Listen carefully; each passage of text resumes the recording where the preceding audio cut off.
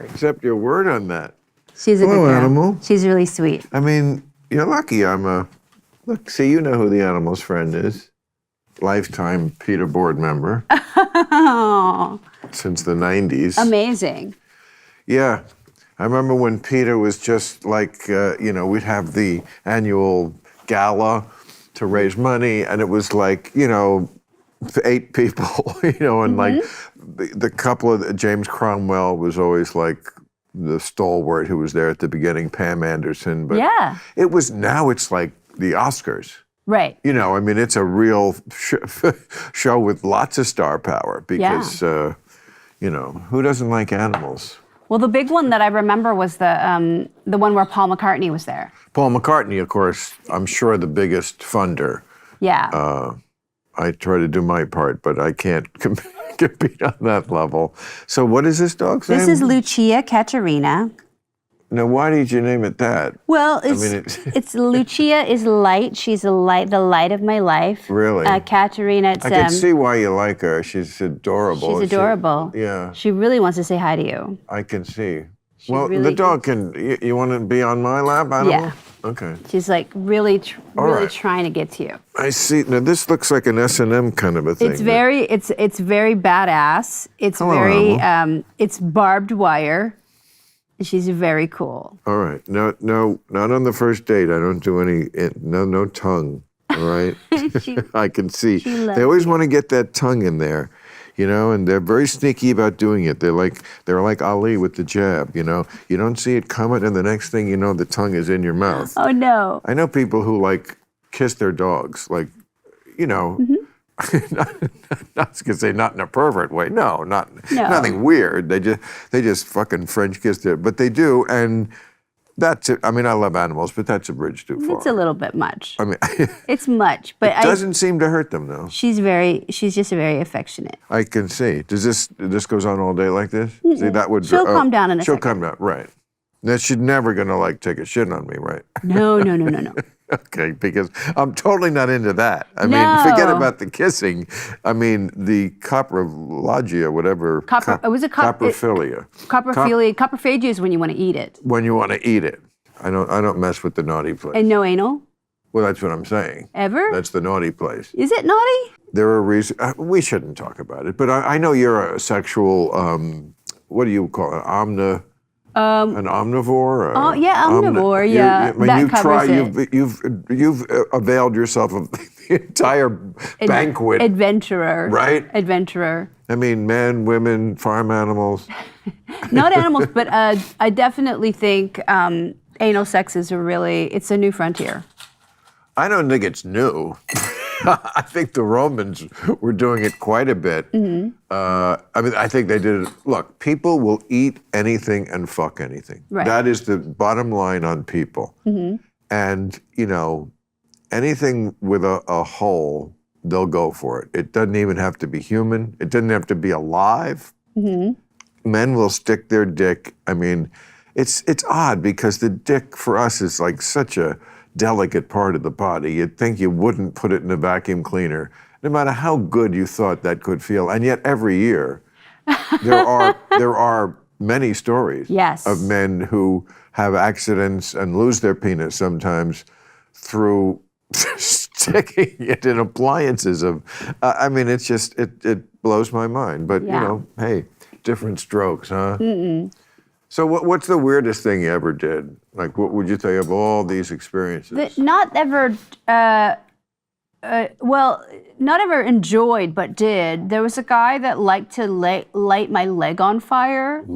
So he would put antibacterial gel on my leg, and then he would light it, and then it would just burn off of my skin. It was like very magician. Kind of like, yes, that kind of thing. It is. Well, it sounds exactly like magician. It's like that kind of feeling, but it was, I think it was related to BDSM, like it was related to some kind bondage and discipline, bondage, domination, submission, masochism, that kind of thing. Right. But I couldn't find a way to be turned on by it.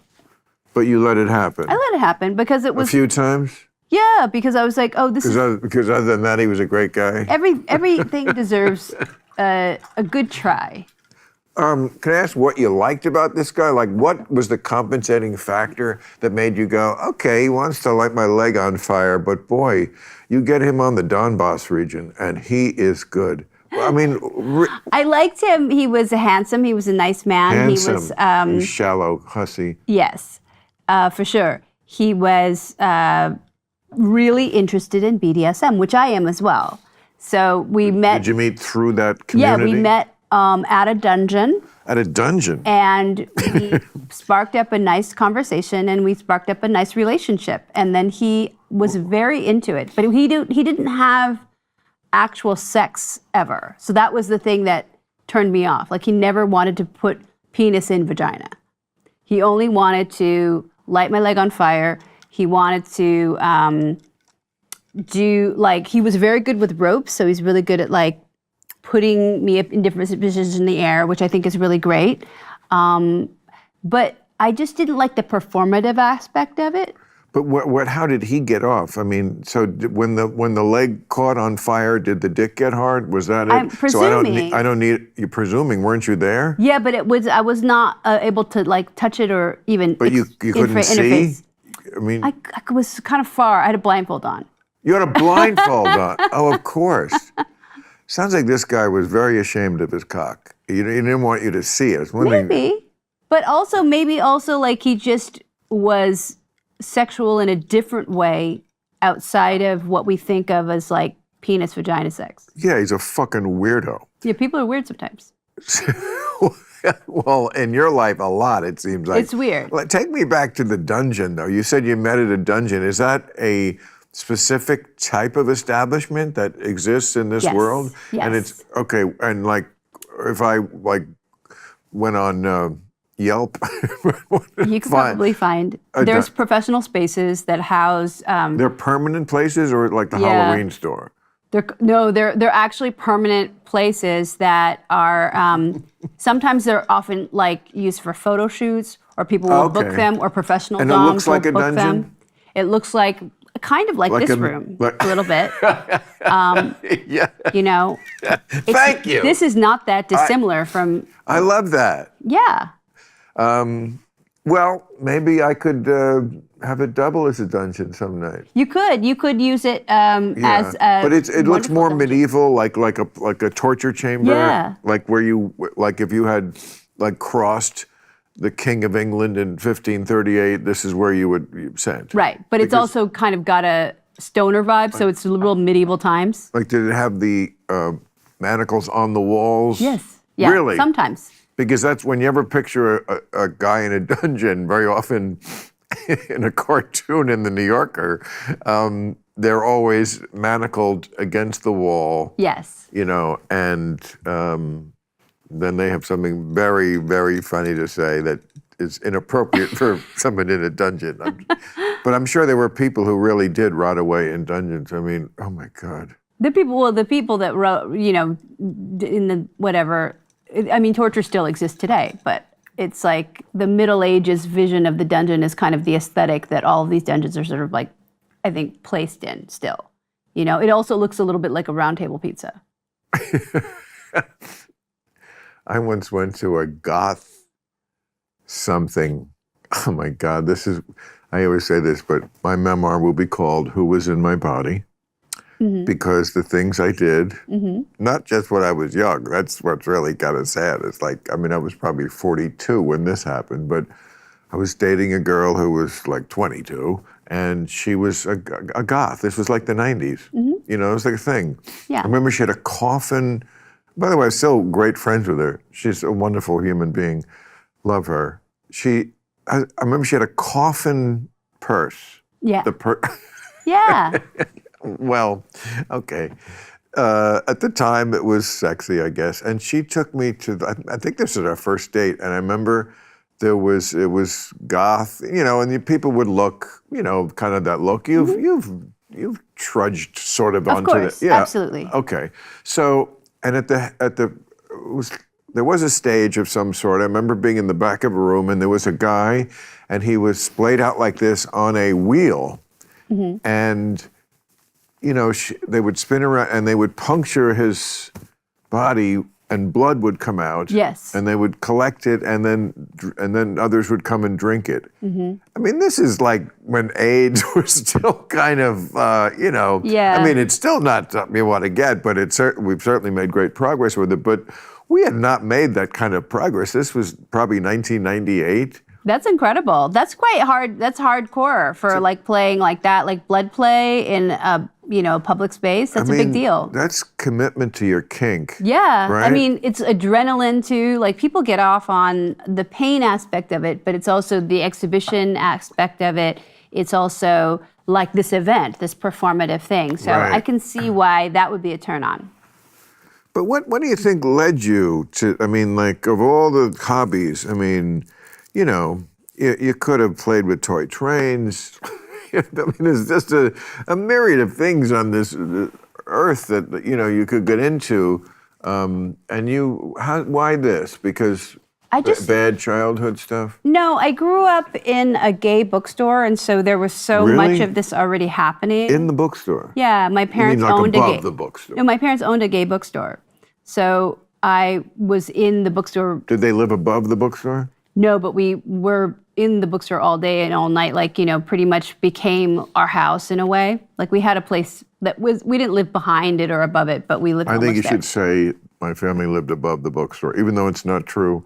We live in an age where nobody cares what the truth is anymore, and you can totally embellish. Yes. It's just better, Okay, Yes. so you're above the bookstore. Okay. And you had to work 12 hours a day. Yes. Really? And, well, my parents worked 12 hours a day, What but I would the come Koreans in. call a light work week. Yes.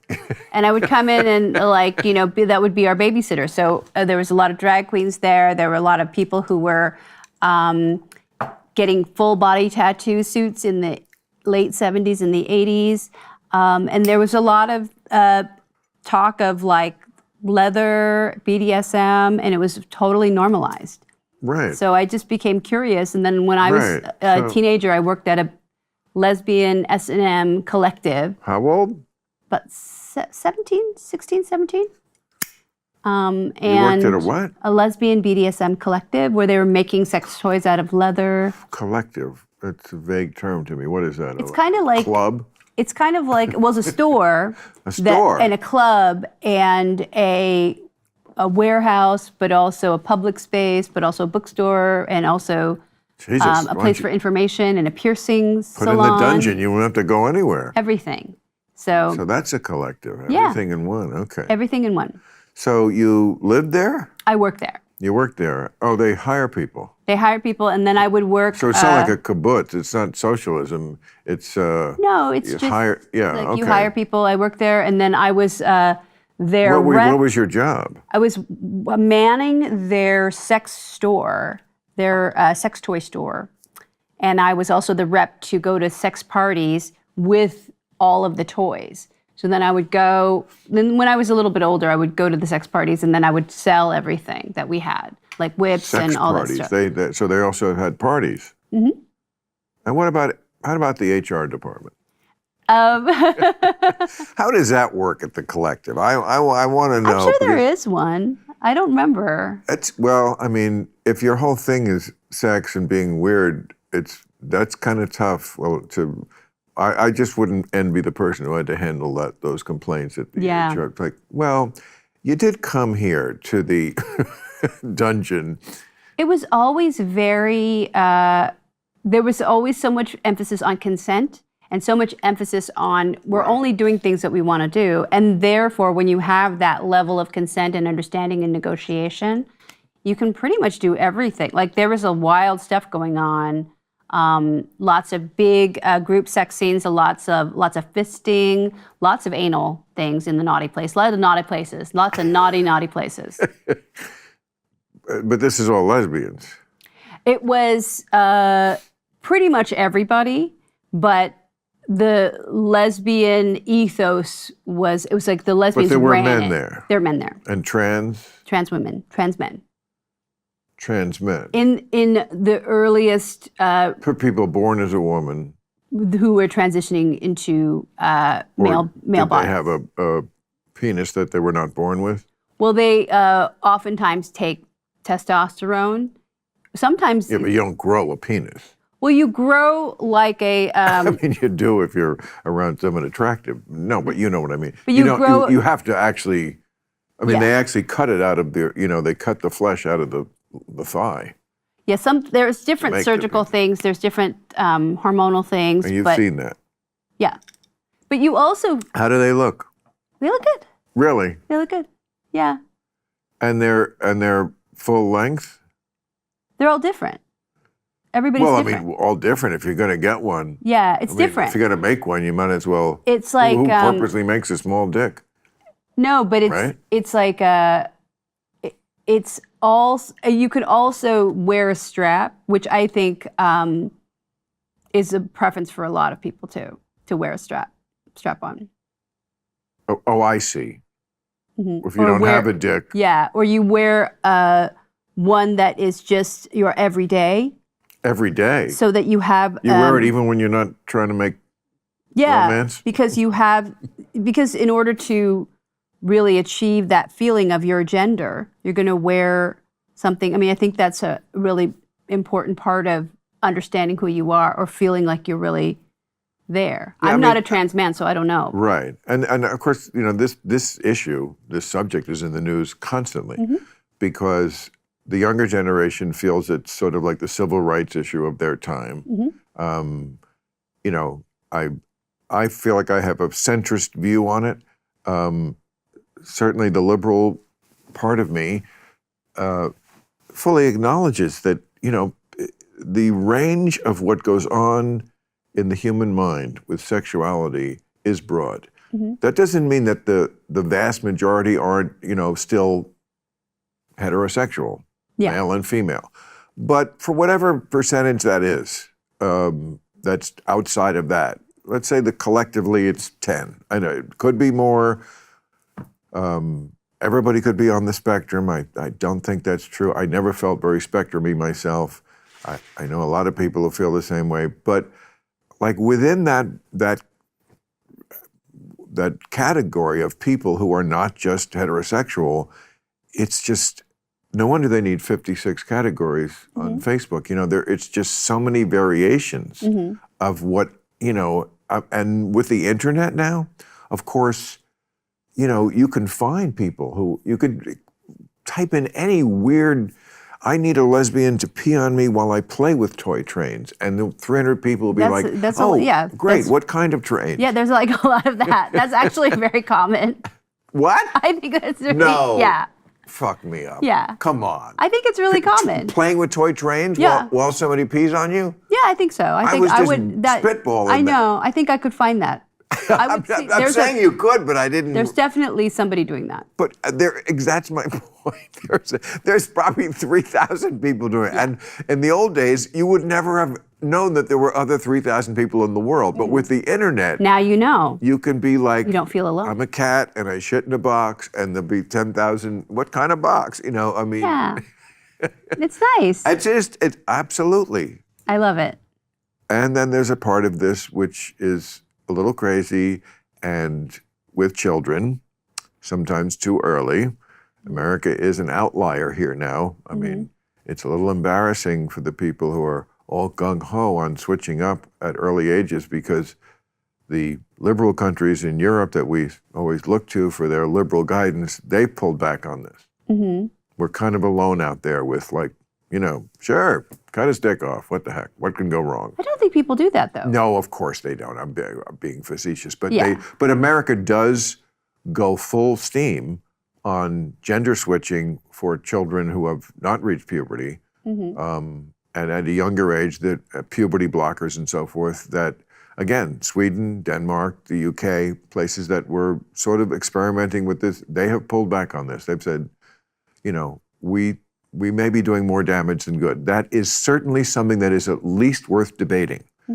One problem with the other side of this is they just don't want to talk about it. It's just like, if you don't agree with me 1,000,000% from the get-go, you're a horrible bigot, and it's coming from hate. And it's not coming from hate. It's science, and we should be able to debate it. especially since it's so new and it involves children. Yeah. Thank you. I'm gotta feel better. I got that off my chest. Good, I'm glad. No, and it's true. It has the added virtue of being true. But no, I mean, look, maybe my life would have been more interesting if I was not so, regimented in the things that I like to do. But like, I never stopped liking the thing. I've never got married. Well, I mean, that's right. You never got married. No. You never. I mean, but you. Because I like. You like being single. You like. You like being alone. I like being alone, and I like other things that go with being single as opposed to being married. It's always a choice that you make. Right. Right. I mean, and when you're very often, especially when I was younger, when I was in one of the versions of my life, which was either with a steady girlfriend or single, you'd complain about the parts of the other life you don't have. Yeah. You're with a steady girlfriend, it's great, but you're like, oh boy, I wish I could get laid on the road, and I wish I could go to a strip club, and all this stuff. Remember when we went to the strip club in Hawaii? We had a good time. Such a good time. We had a party bus and everything. We had a party bus, and we went to a strip club in Honolulu. That is such a great memory. It was so really lovely. Yes. And do you still go every New Year's? I stopped this last year was the last year. It became too, it's funny, when I first booked first wanted to do Hawaii, no one would book it. Oh. No one. I had to find a promoter of this, Rick Bartolini, you remember Rick? Mm-hmm. Great guy. I love him. I'll miss him every year, and a great promoter. And he was the only one who said, I will take a chance on this. But till then, nobody worked Hawaii. Yeah. It was considered a dead territory. Mm. And then, we did it enough years, people saw, oh, it's not so dead. Mm-hmm. And now everybody does it. So it's it's hard to book a comic because they're all working on their own there. Yeah. So it kind of was a victim of its own success. But 12 wonderful years with so many great comics. I mean, I wish it would go on just for the sake of the opportunity to spend 4 days with somebody like you who I always liked, but it's like, I'm never gonna, look, you're so busy, you have your life, I have my life. When are we gonna see each other? Probably when we work. Right. That's how we all are. I've said that to so many comics who are, I love you, Howie Mandel. I wish I could, but we're not going to. You got your life, I got my life, and you got your close friends, and I got mine. But when we work, we get to do it. That's right. It was really cool. And you do work every day of the year, don't you? Pretty much. I don't know who I am without working. I'm sure you know that feeling. What a thing to say, though. I don't think that's true. I think you know who you are without working. Come on, if you couldn't do stand-up, you'd wither. Well, if I didn't do stand-up, I would do other things. I'm always doing some putting. I'm like a putterer and a busybody and doing all sorts of things.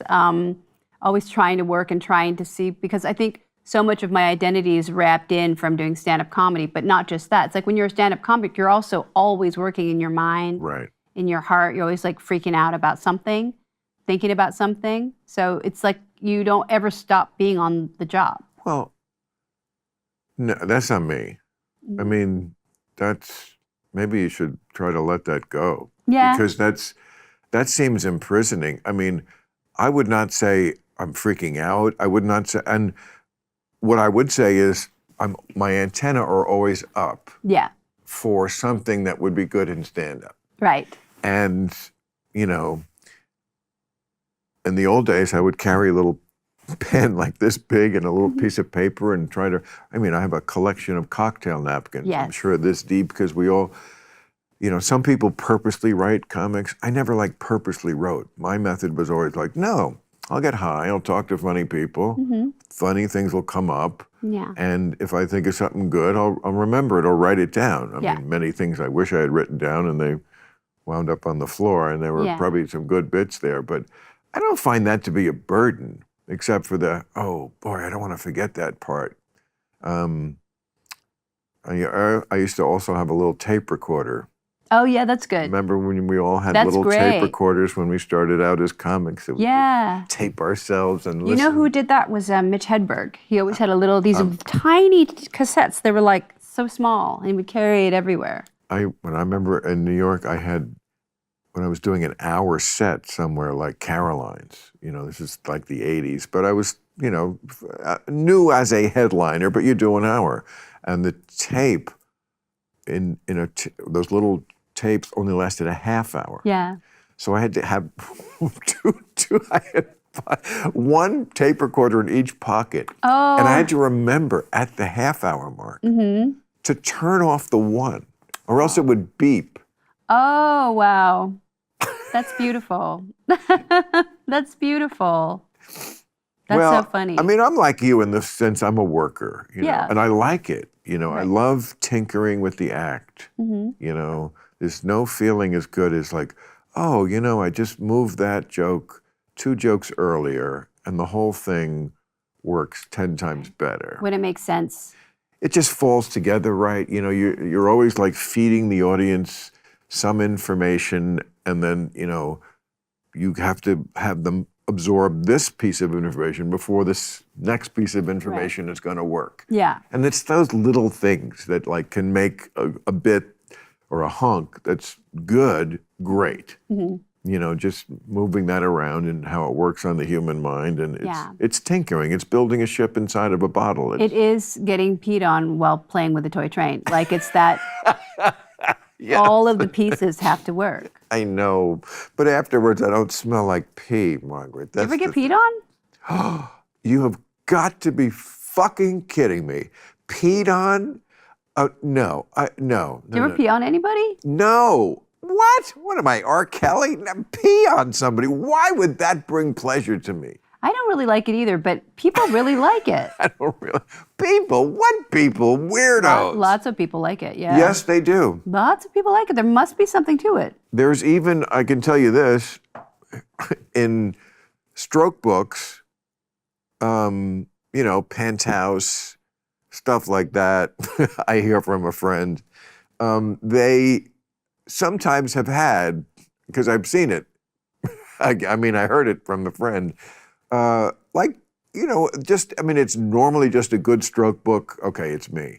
A good stroke book for a man, hot chicks looking like, if somebody doesn't fuck me in the next 2 minutes, I'm going to do it to myself with my pointy shoe. I mean, that look in their eye. We're masturbators, that's what we want to see. And sometimes they had a girl peeing. So there must be enough of a market. And I was like, why did you have to show that one? This is not helping my boner, that I'm watching this girl pee. I mean, it's pee. Yeah. But is it like, are you conflating? I think people conflate it or compare it to squirt. Is squirt pee? Now that's an interesting subject. We'll be right back. No. Is squirt pee? You know what? I was much more happy about my squirt ratio before I found out that there might be pee in it. I think there's pee in it. Yeah, I'm slowly coming to that realization, and that's that's not the best news I've ever had, because I just don't think I don't want pee on me. Yeah. I mean, now pee, of course, that's a little emotional more than scientific, because pee, of course, is supposed to be sterile. I mean, the difference between piss and shit, kids, is, pee is supposed to be completely sterile, no germs. Shit, all germ. Yeah. Yeah. Which is another reason why I don't fuck in the naughty place. Because it's this, that's where it's the sewer of the body. The colon, which is what empties out into the naughty place. Right. So the sewer, I don't want to play in the sewer. Okay. Does that make me a weirdo? No. And it's certainly not anti-gay. It's just my preference. You get to have your preference with the toy trains. I get to have mine. Some gay people don't have anal sex. What happened? Some gay people don't have anal sex. I'm sure that's true. Of course, that itself is a variation. Yeah. What do they have? Like scissoring and? Yeah, scissoring sometimes. Vibrators, strap-ons. Fire. Fire. Fingers. Burning your date. Fingers are very important. Did you say to him, I'm sorry, I don't burn on the first one. What is if kissing is first base and the tits are second base and pussy is third base? Where is burning what on is the burning scale? the leg? We're not sure. We're not sure what game that is. Yeah, that's 43-man Squamish, I think. Yeah. What's the longest relationship you ever had? Like where it was just a real relationship, just straight up trains and fucking in the ass. And, you know. Probably 12 years. 12? Yeah. Years? I was married for 12 years. Oh. Yeah. Well, that's serious. Yeah. Marriage is serious. It's serious. I mean, that's when it's really getting serious. But I don't think I would be married again. I just don't like living with other people. Don't you like living alone? I love living alone. Yes, I do. Look who you're talking to. It feels so good. Oh, yeah. It feels so good. And it doesn't mean you're lonely. No. And it doesn't mean, you know, you don't have a company sometimes. Right. But, you know, but to be always on top of each other, I know there's no way to undo this, especially if you have kids and you want kids. You can't, you know, tell the kids, oh, mommy and daddy don't want to get sick of each other. So, you know, no, the kids, I mean, I was lucky. I had a stable home. I know you had a rough childhood. That's so much in life, you know. I mean, I have the deepest admiration for people who overcame that. Yeah. Because I did not have to. Right. You know, I was lucky with parents and stability. I had a completely leave it to beaver upbringing. I mean, there was no controversies or drugs or, you know, racism because it was an all-white town in the 1960s, you know? Yeah. It was just like there was no issues. Right. You know, not even any divorce. You know, there weren't broken homes. Everybody had mommy and daddy. I mean, I'm telling you, it was like I feel like I came from the land that time forgot. It just seems like, were we ever that idyllic? And, you know, you're younger than me, so you didn't have that. No, and I don't know. I mean, was it like this, there was dysfunction, but it was just invisible? Maybe. Absolutely. Yeah. Oh, there was all those horrible things. I mean, racism. I mean, it was an all-white town. So you just didn't see it. Just well, you know. I mean, my parents were liberal. To their great credit, at a time when parents either didn't bring this up to the kids at all because it wasn't an issue, because you know, civil rights was a political thing and they weren't political, and there's no black people in this town. So they didn't talk about it with their kids, or they told them the wrong thing. Right. America was so racist in the 60s. Yeah. My parents took the opposite approach, and they made sure at a very young age we understood when Kennedy sent troops into the South in 63, I was 7. You know, my father explained that to me. That's a pretty young age to have your father tell you why that was a good thing and why Kennedy was his hero. Yeah. You know, so, you know, boy, things have changed. Do you remember what you felt like when Kennedy was shot? I remember the day. I can still see my mother's look as she walked across the lawn. We were let out of school early, so we thought it was a good thing, you know, out of school. But I didn't quite understand it until I remember I often, I think, walked home, and I remember that day did not, because a car dropped me off, because I remember being in a car, but I do remember it was a car I was not that familiar. And as it pulled up to the house, my mother came out of the front door and walked across the lawn to greet me at the car. And she just had a look on her face that I'd never seen. You know, a serious, downcast, this is the end of the world kind of look. So that's when I knew something was up. Yeah, yeah. And then we had to write a little essay about it at 7. Oh, what did you write? Oh, my father kept it. He adored it. I mean, it was something, you know, it was 7. Like, I remember the last line was something like, and John rode a donkey, or not a donkey, but he had, was there a horse? There was like a horse that, I don't know. I mean, it was not the kind of punditry that you would expect from me later in life, but it was heartfelt, and I'm sure it reflected his view that, you know, this was a horrible thing and we had lost a great man. And but that's largely the reason he liked him was civil rights. My parents were classic old school liberal Democrats. That's beautiful. Irish and Jewish. Yeah. You know. That's really beautiful. I had an Aunt Grace, who was, on the Irish side and voted Republican, and it drove my father fucking nuts. Yeah. And she was living on money from Democratic coffers because, back in that day, the 30s or 40s, the Irish ran everything in the Democratic Party, and her husband was some Paul or somebody, and she was living on Democratic pension money and voting for Nixon. It was so, but yeah, I was lucky. What's your family situation now? They've never voted. They've never, they don't ever feel like America's their country. They still don't. They've been here since 1963. Wow. And they've never participated in the politics. So it's a very, they're very political in Korea, but they've never ever wanted to vote, and they've never wanted to participate, which is, I guess it's understandable. That's kind of their position on it, but they've never felt like welcomed by America in that way. So I think it's sad, actually. It is. They never wanted to be a part of it. Yeah, we're all sensitive. I mean, I'm sure they faced things that they should not have had to face. Well, yeah. And, people, even slights, and we call them slights because they're slight, could go deep as far as the hurt goes. But I'm sure they faced much more than just slights. Yeah, the racism, the 60s when they were here was so unbelievable that they just don't talk about it. Like they're really stoic about it, because to make it a conversation topic is to make it more real. My 1960s Northern New Jersey was the rule back then. Willie Mays, maybe the greatest baseball player ever, had a lot of trouble staying in his home in San Francisco.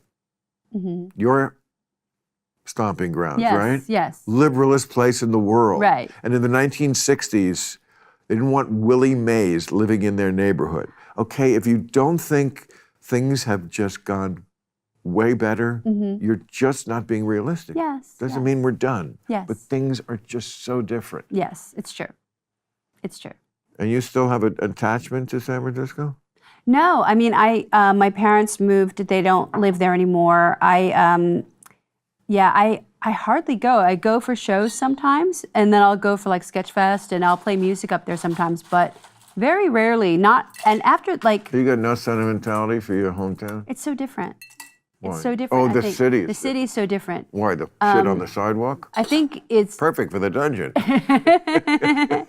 I've solved two problems in one. All my friends have left or died. What? From fentanyl. Left or died? They've left or died of from what? Fentanyl. Fentanyl? Yeah. Why were all your friends on fentanyl? Like all of us, like arty, queer, weirdo types, all your friends like from childhood, they've all died, or they've moved away because it's too expensive. No, my friends were Beaver and Wally. Yeah. They're not on fentanyl. Yeah.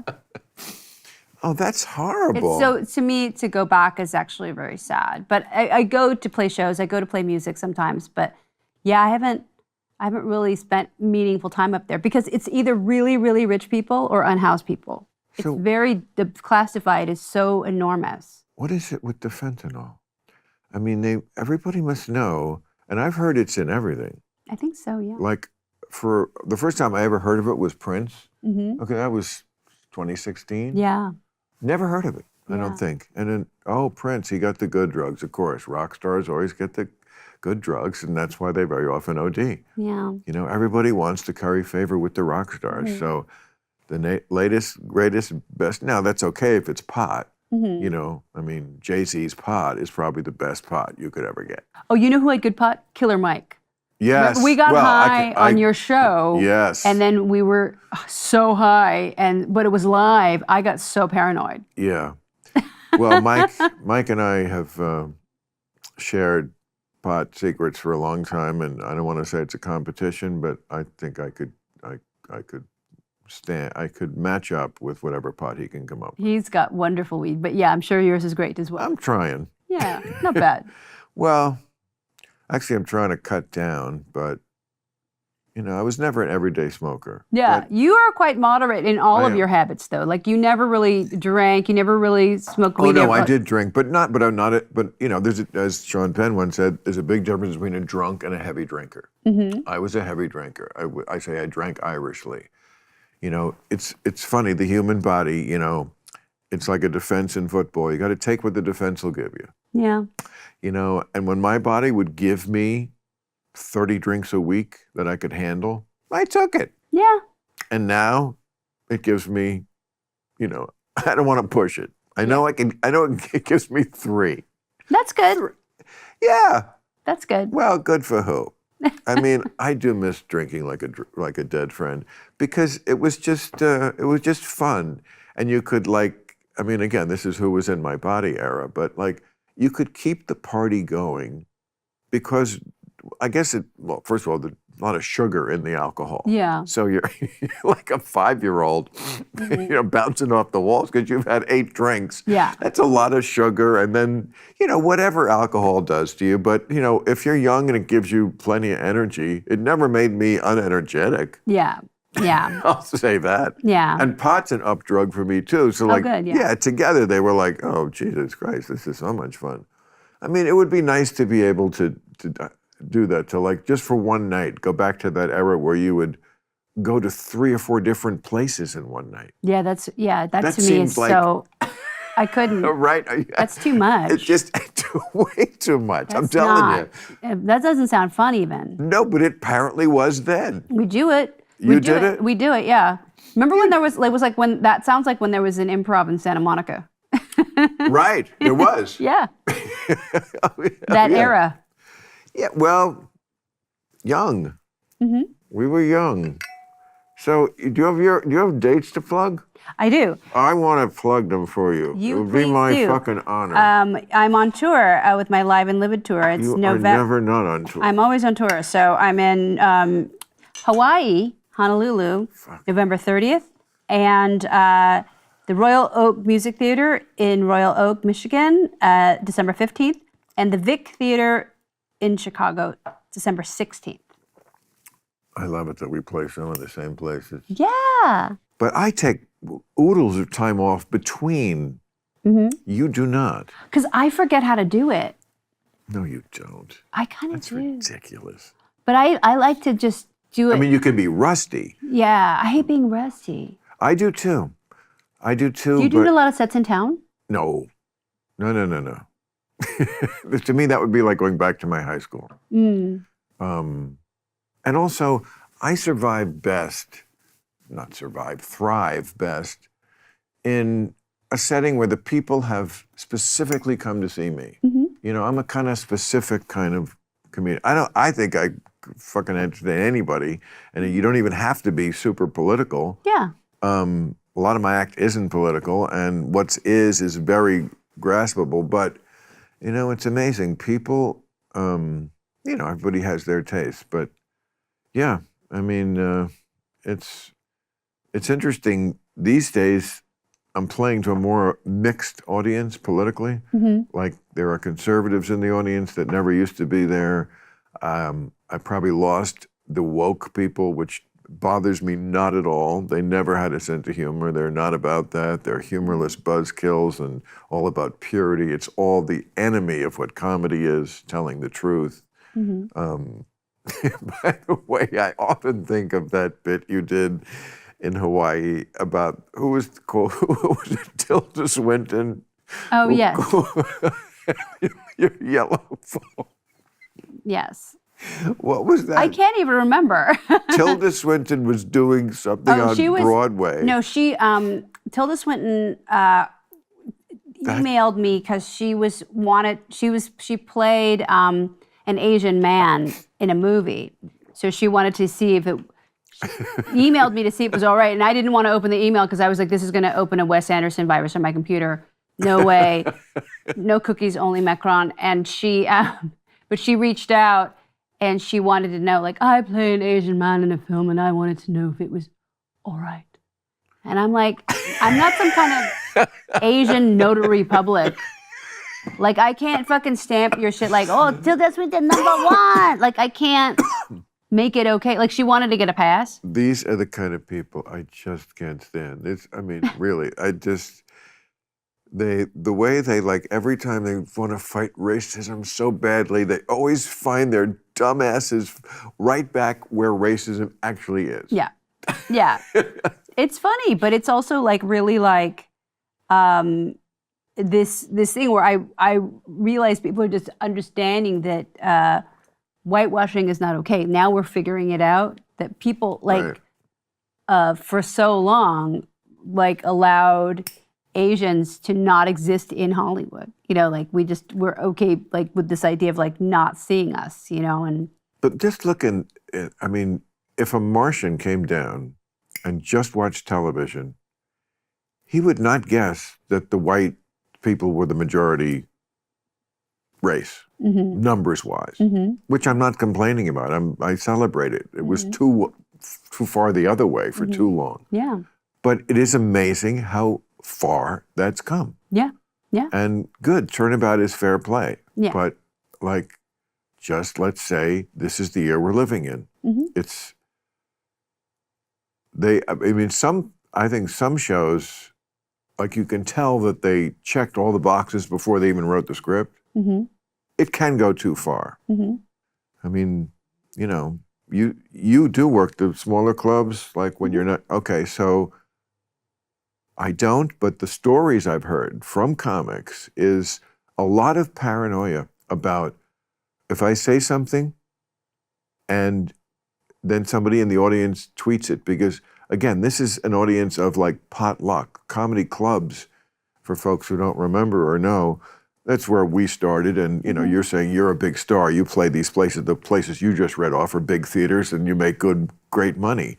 But you go back to the clubs to try stuff out. Yeah. Okay, so the clubs are potluck. You know, it's like the people go, and they're not your fan necessarily. They'll be your fans, will be there, but it won't be a room full of Margaret Cho fans. It'll be a room full of comedy fans. And oh, Margaret Cho's here tonight. Okay, I love her. Or she's okay, whatever. But mix. So you can't really depend on them to be like behind you. And some of them, of course, in this day and age, it's just about, oh, I can tweet that and get a lot of comments and likes because I'm finding some bad person who said something bad on stage that's unacceptable and doesn't go along with the one true opinion. Yeah.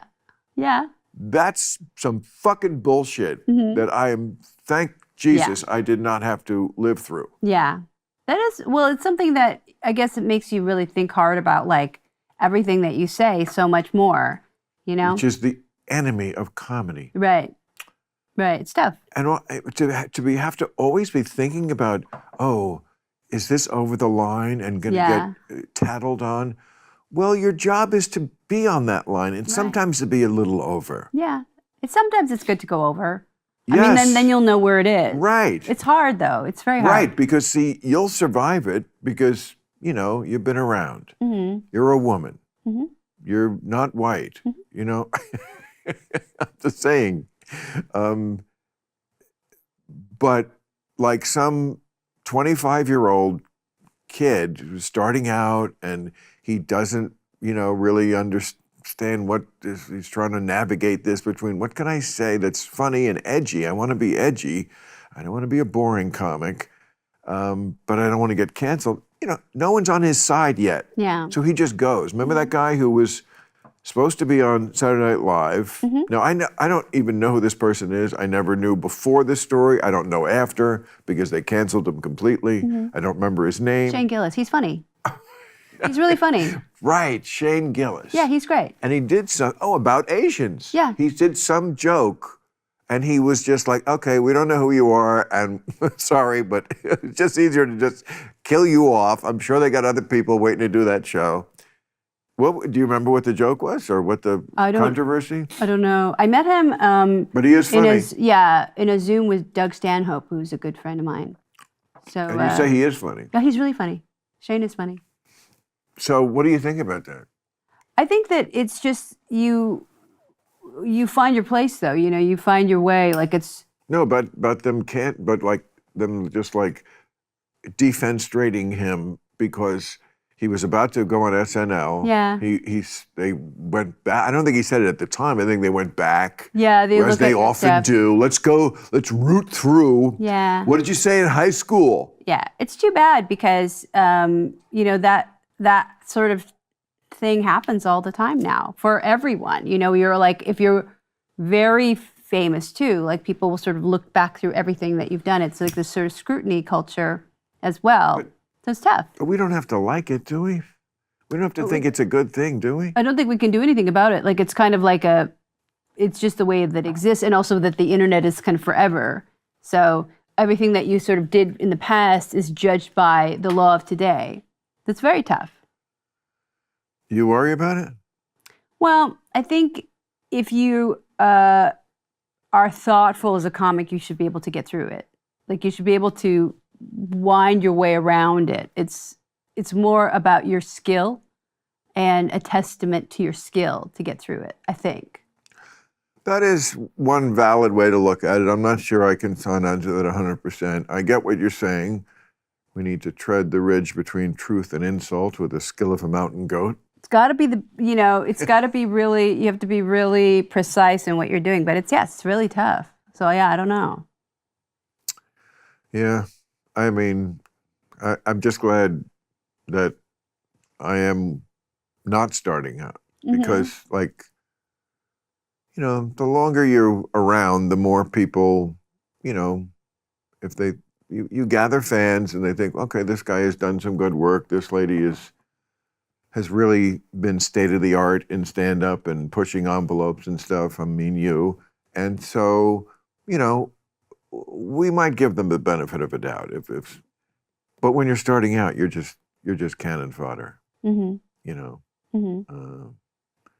And I mean, it's funny. I have fond memories of my club days when I was just starting out, but I know they were really rough. I mean, it was hard in a different way. I think the first year is like the hardest. It's so hard. The first year, right? It's so hard because you're like, what am I even doing? What are you doing? And it's not going well, of course. And then you try to be somebody else. You're trying to act like somebody else. You're fumphing around for a persona. For identity. So I was going to try to be Paula Poundstone, who is the best.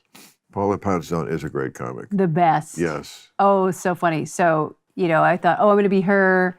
I'll be like, you know, I'm trying to figure out who I'll be like Judy Tenuta.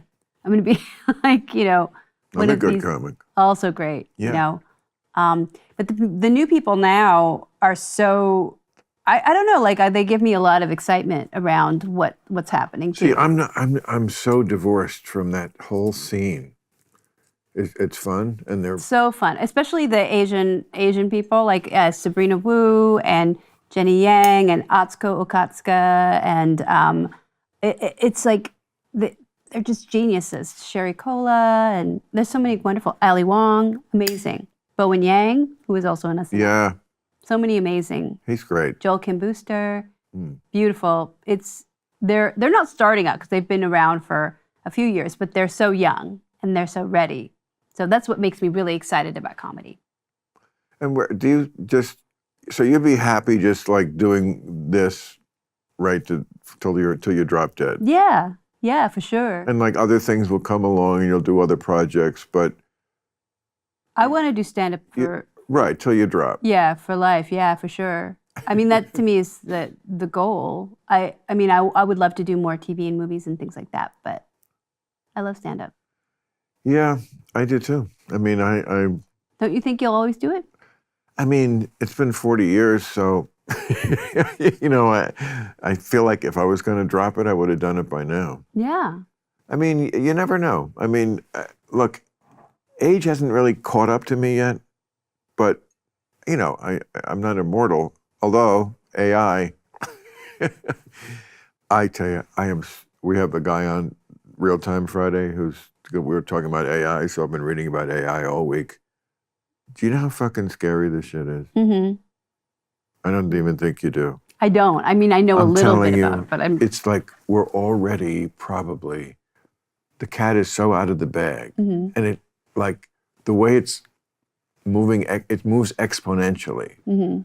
I mean, it's like every science fiction movie where the alien gets on the plane, and, I mean, the spaceship, and they're like, you know, Captain, it's learning at an alarming rate. Yeah. And then the next thing you know, get those things that shoot fire, that'll kill this brilliant. But this is like, I mean, I don't know. We could not make it to Christmas. I mean, Musk, he's cuckoo about a lot of shit, but boy, he hit it. He was right about this before anybody. He was the one saying AI, existential threat, this could wipe out humanity. I mean, it's scary. Yeah. And they don't understand it. And it's already past where we understand why and what it's doing. Yeah. You know, like sometimes it hallucinates, just makes up shit. Yeah.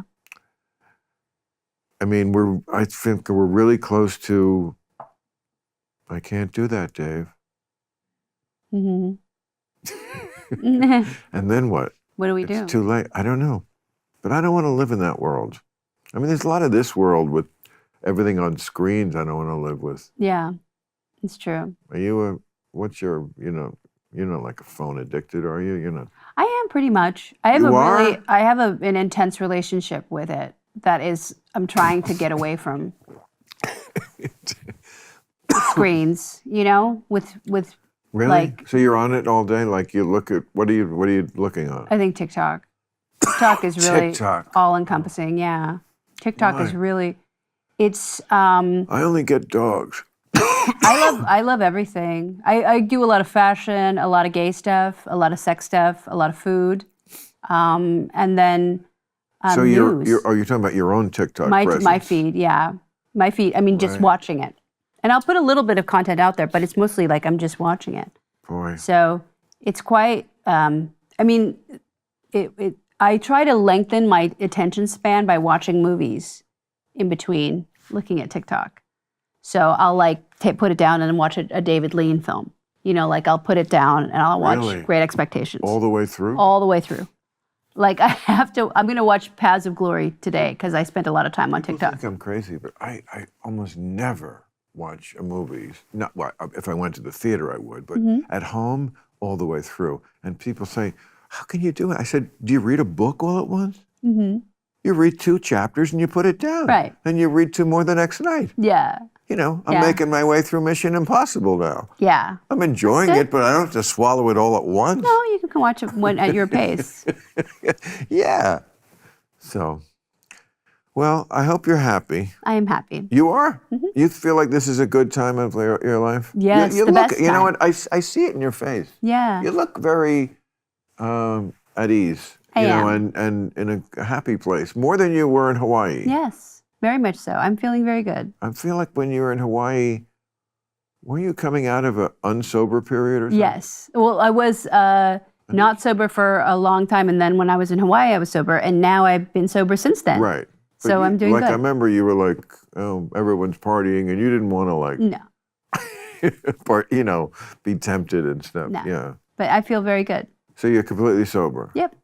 Boy, that must suck. No. No, I'm kidding. Not It's really. I did so much drugs that it feels like I'm high now when I'm sober. Because when you do that much drugs, then because I'm like I overdo things.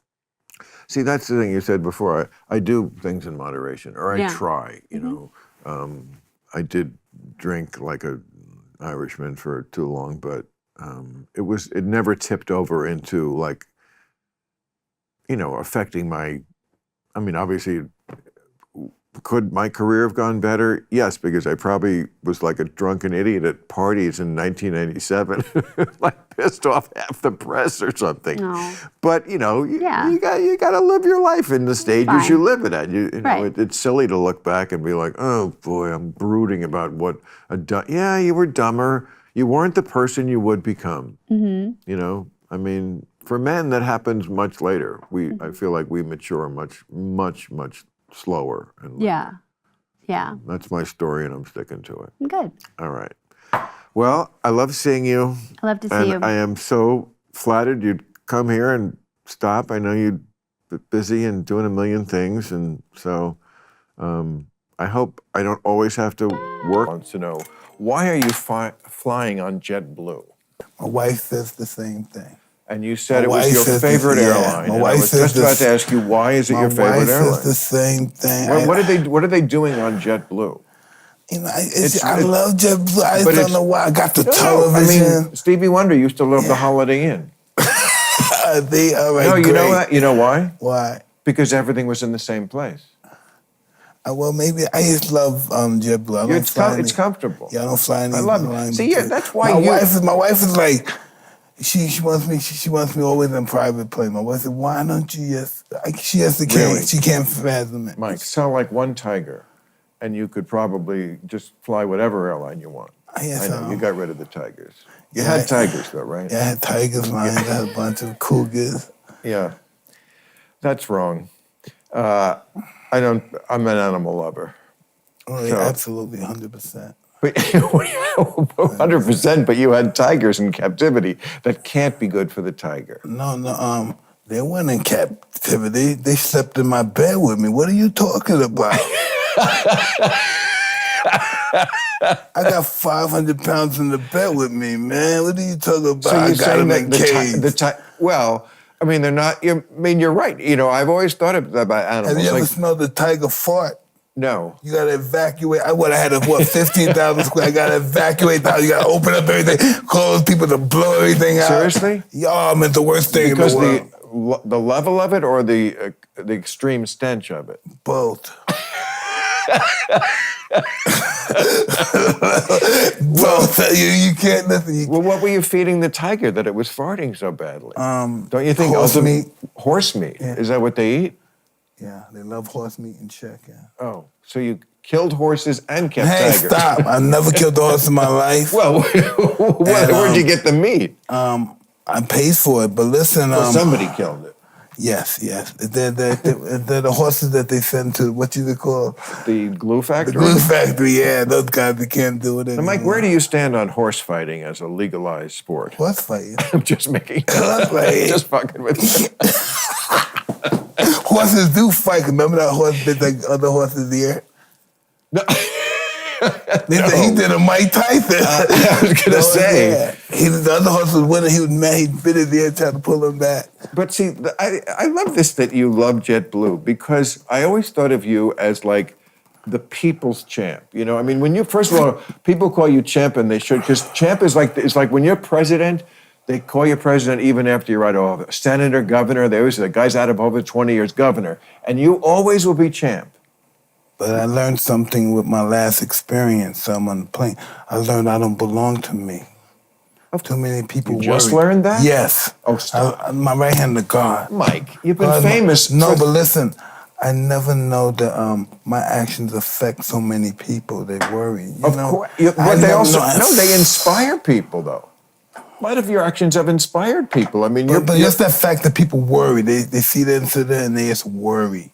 But Mike, your Broadway show, which I saw on TV, but I don't live near Broadway, it's fantastic. And it inspired people. I like to continue. You don't know that? Oh, you must know that about your life, or else you wouldn't have done that show. Sometimes that's my selfishness and not egos. What is your selfishness? Just wanting to succeed and be happy, but hey, I want to keep myself to me. Well, that's not selfish. That's what we all want. I mean, you have some obligation, I think. I have to realize that I don't belong to me anymore. You never did since you were 20 because you were I didn't understand that till now. Like when I got into that incident, so many people calling was worrying. I'm like, oh. That one douchebag on JetBlue did that after 30 fucking years of being in the spotlight. Anyway, I just want to tell you, you really are. When I see people with you, because the reaction was overwhelmingly in your favor. You are like the people's champ. Like, remember they called Lady Diana the people's princess? But listen, you're like her, Bill, but with fighting. But what am I going to do on a private plane? What are you going to do on a private plane? You can jerk off if you want. I know, but look, exactly. But listen, it's only me and people I know. I'm like one of those guys. I'm like, I have to be seen. I have to be around the people. I don't know. Oh, is that right? Yeah, I'm like one of Magic those guys. Johnson. Is he like that? I have to, yeah. It's a great documentary. I can't be isolated. Mike, you got to see that HBO did a documentary about Bird and Magic, like when they were playing again, you know, the 80s. It's fantastic because they're such opposite personalities, but they came to quite love each other. But Bird's badass, though. yes, he is. And he takes kept, it so but serious. he's like, serious guy. he didn't want the spotlight, legit. And Magic only wanted the spotlight. And he talks about when they were in Barcelona at the 92 Olympics, remember the first Dream Team basketball team? I remember. And he said, we were in the hotel, we were getting mobbed. There was a side door you could go out that they told us and no one would bother you. But Magic didn't want to use the side door. You know, that's who he was. And that's great. But you're not obligated to do that. They don't own you. They own your work because you put it out in public and shared it. They don't own you. You know, Your family owns you. my mind is just, my mentality is JetBlue. Does that make sense? And apparently your travel plans also include JetBlue. No, I mean, let's let Mike, I have not flown commercial like practically in this century. The second I could get off, of course. And I used to hide it because I thought, oh, it makes me look terrible with the environment. You know what? I always say it, but the kids, they have to care about the environment more than me because it's their planet they're inheriting, and they don't. They worship Kylie Jenner, who never does anything but flies on a private plane. So when Kylie gives up the plane, I'll give up mine. How about that? Hey, you have a drink? Do you drink? Yeah, some water. Oh my God, you have a bag of, Jesus, Mike. How's the business going? How's the pot business? You love it? Hey, listen, right? It gave me a new life. You love it? Yeah. Yeah. I notice you don't keep that lip, though. I know. My friends sometimes they play football and pass, man. It's holding the joint. Yeah. But so how do you go into an office every day with the pot business? Do you are you CEO Mike and you sit at the big desk and you're like, and you, and Jenkins, how does Vice President Jenkins sound? If we can get quarterly numbers up. I'm hands-on. I don't look at myself as a boardroom guy, but I am. Right. On paper. But that's not, I have to be in the streets with the people. That's how I'm effective. I'm not effective in the room. Right. Well, and also it's wasting the great ambassador for the product. Exactly. I'm just a street guy. I like to work. I'm a worker. Yes, you are. And what do you, like when people say, what has it done for you? Like, what is your testimonial? What is your love letter to marijuana that has made you want to actually be in business with it? Hey, listen, you know what? You could just, I don't even have to go through a big discussion about a dissertation. You could just ask my family, am I a better guy with it or without it? And they would tell you 100% with it. I'm with it. Oh, man. I'm definitely with it. I am like, I never knew that I'm a moody guy. You know, I thought I was a great guy and stuff. I never knew how moody I was. You didn't know you were famous, and you didn't know you were moody. Well, I never Mike! Well, I always know I was famous, but I didn't know that to that effect. My selfishness is like, I want to love this. I want to be into this. I have no idea. You know what? When you're the heavyweight champion of the world, even if you're a non-charismatic guy, you're very famous. But when you're charismatic like you are, you know, when you have that, you know, X factor, you could also you did your turn in The Hangover, but you know, you could be in movies. You know, you could fucking do what The Rock does if you wanted to. Probably could do it better. You know, you got, not that he's not good, but you know. And I am going to do that stuff. We getting ready to do. You are? Oh yeah, we're getting ready to do my life story. We're going to do this without anybody. We put our own money up. We're just going to do this stuff. Yeah, you look great, by the way. You really grew into your, what are you, 50? 55. 50, double nickel. Yes. No, you look, the tattoo has grown in nicely in age, I feel. You know, I never thought by doing this, I never knew I would live to see so many other people with it. I know, exactly. Right, when you did it, it was very, very... You had been a Hell's Angel or something. Right. Crazy. Prison or some outright. It was very out there. to do that. And you're right, tattoos, you know, they are moving like a fungus up the body. And they're on the neck, and now they're on the face, and they're kind of taking over, I feel. You know, listen, you think about it, 2,000 years ago, all of our ancestors were all tattooed up. They were? Yeah, absolutely. What was those guys? I'm not sure we had the same ancestors 2,000 really. years ago. No, what was those guys that the Romans would always try to garlic? They were all tattooed up. The Romans did what to? Remember when they conquered? They crossed the Rhine and they conquered. Yes, right. Well, they crossed the Rhine, but then It was Caesar. It was Julius Caesar. Julius Caesar conquered Gaul. Yeah, that was Gaul, and he fought Jason Gedrix, the guys who they conquered it from. Well, actually, Gedrix, Jason Gedrix. Who is he? Gedrix is the leader of Gaul that fought Julius Caesar. Oh, I don't know that name. What is his name? Gedrix. You sure we're? I'm absolutely positive. Okay.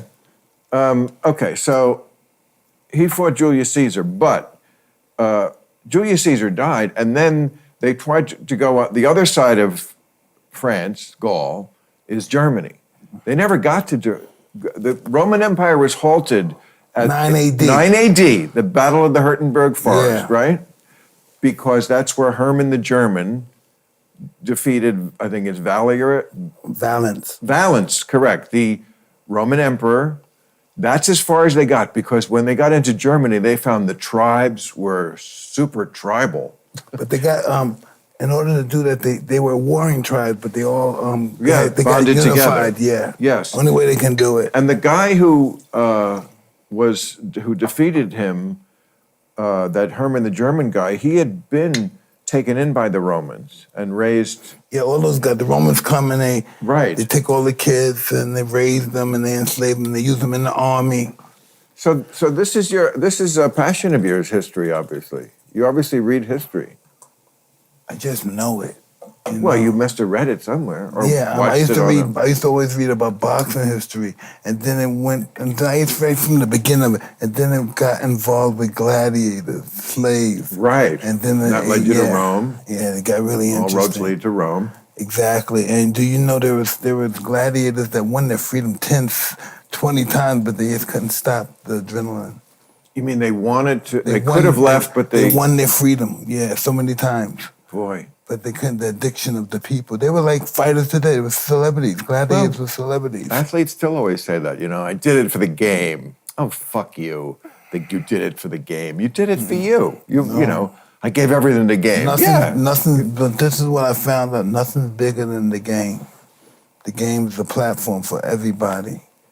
Well, again, but see, your platform is really primus inter pares.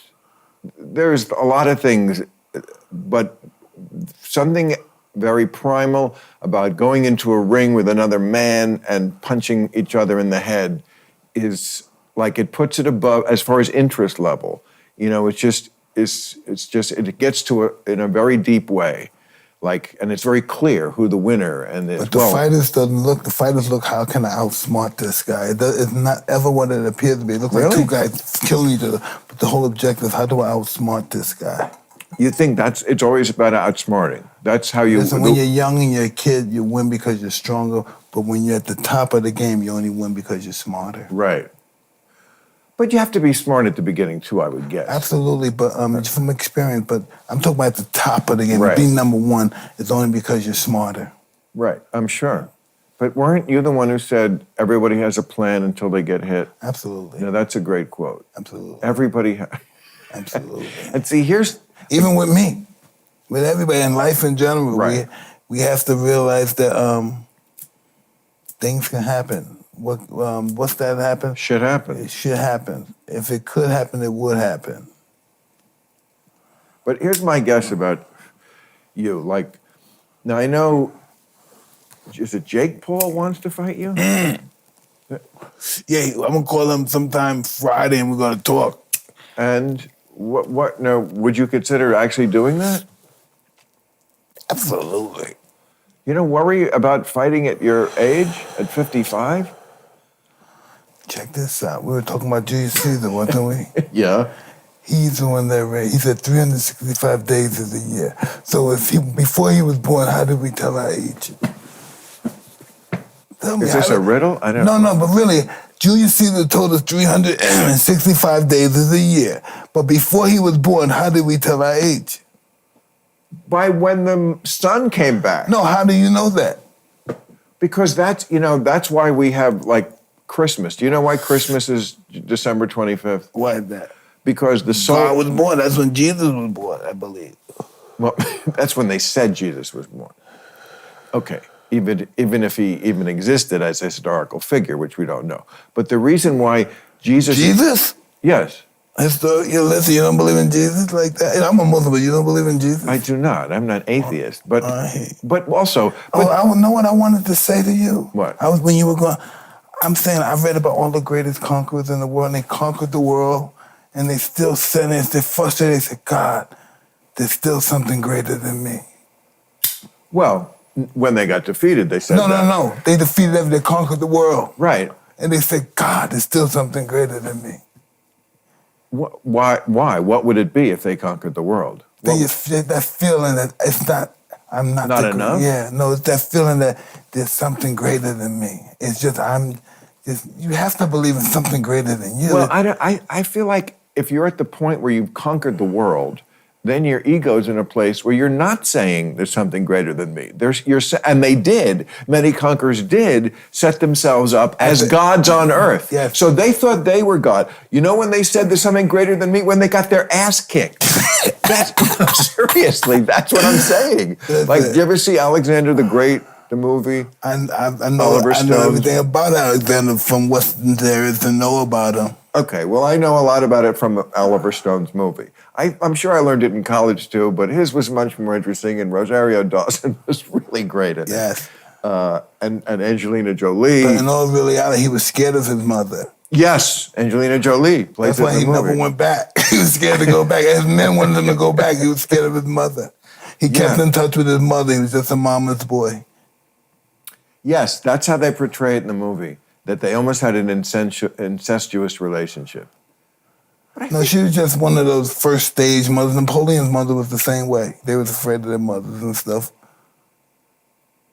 Well, yes. I mean, certainly sexuality in Roman times was quite different. I mean, like the way we talk about straight and gay, and now, of course, straight. In Roman, they do it right in the street. Everything right in the middle of the street. Right now, everybody's screwing, they're slaying, they're shitting in the street. Everything right there. Everything's in the street. And that's why you say you're a man of the street. It's disgusting. It's just right. Yeah, it's a mess. What? Rome's a mess. The Rome's a mess. It's a mess. Yeah. Yes. They're like, hey man, I need you to go. Oh, they hit something. I need you to go. It's tough when you're trying to get a paper. Yeah. But when I was I'm sorry. No. I'm a big fan of love letters, so I read some of the love letters from like before the beginning of time. Like Plato had some love letters. I read some of his love letters. Whose love letters? Plato. Oh, Plato. Yeah. Well, that's Greek. Yeah, but from the history of the world, the greatest love letters. And so, you read these letters. I mean, Greek, the love letters could have been to a boy. Yeah, exactly. Okay, well, not that that's wrong, but I'm just saying they had the pederast. That was a big thing back then. Someone who took an interest in what today we would certainly say is an inappropriate age. That's what gladiators really know like that. We're just fuck boys. They fought, but they were fuck boys. You know what I mean? They get sexually abused all the time. The guards fucked them all the time. But they'd kill you. But that's what they were. They were slaves. They were sex. Well, boys. And after they had sex with the women, you know what they said? Gladiator. I think they liked men more than women back then. So Caesar gets stabbed in 44 BC. Yes. Right? He crossed the Rhine. Yes. The Rhine. He crossed the and he made himself Rubicon. governor for senator for life. Yes. What was it for life? Well, like Grand Poobah, what a big cheese, whatever it was, dictator. I mean, this is the theme in many countries. And by the way, it's the theme they ripped off for the end, wisely, because it's a great story. But it was the end, if you ever watched Game of Thrones. Game of Thrones. We loved the Game of Thrones. You did? Okay, well, what is the end? What is the plot point? It's the Julius Caesar plot point. In other words, the blonde girl who's like, she's benevolent sort of, and then she becomes a dictator, and they gotta kill her.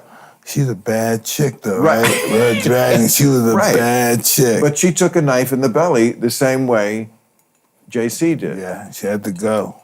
She had to go. She had to go because she turned too powerful. Exactly, that's the Caesar story. She was just a humble girl taking advantage of sex. When next thing you know, she conquered the right. No, serious. And she's conquered everything. She got dragons. She got flying dragons. No, she let the dragons go to her head. Yeah. Yeah. And she's the girl with the dragon tattoo. Intoxicating. Power is intoxicating. Power. It's intoxicating. Power, exactly. So, anyway, the Romans, sexually though, and the Greeks, but especially the Romans, they didn't have this, oh, you're gay, you're straight. It was like, you're cute. Like Mark Antony, very macho guy, right? Who part of the cabal that succeeded Caesar, right? He had, the wife, and then he had the concubine kind of mistresses, and then he had like 13-year-old boys. Was a very common I don't want to say, thing. but because people say, what the fuck? Do you know homosexuals conquered the world? Homosexuals have? Yeah. I know they conquered West Hollywood. No, don't forget that. I'm talking about warriors, gladiators. They conquered the ancient world. What do you mean? You're saying most With of their tribe, conquering the world, went out to conquer the world. Whose tribe? The Greeks, the Romans, or somebody. But conquered the when world. They were gay? Yeah, they were homosexual, then they conquered the world. But see, you're saying they're homosexual, what I'm saying is, there wasn't this concept back then that was homosexuality. No, listen.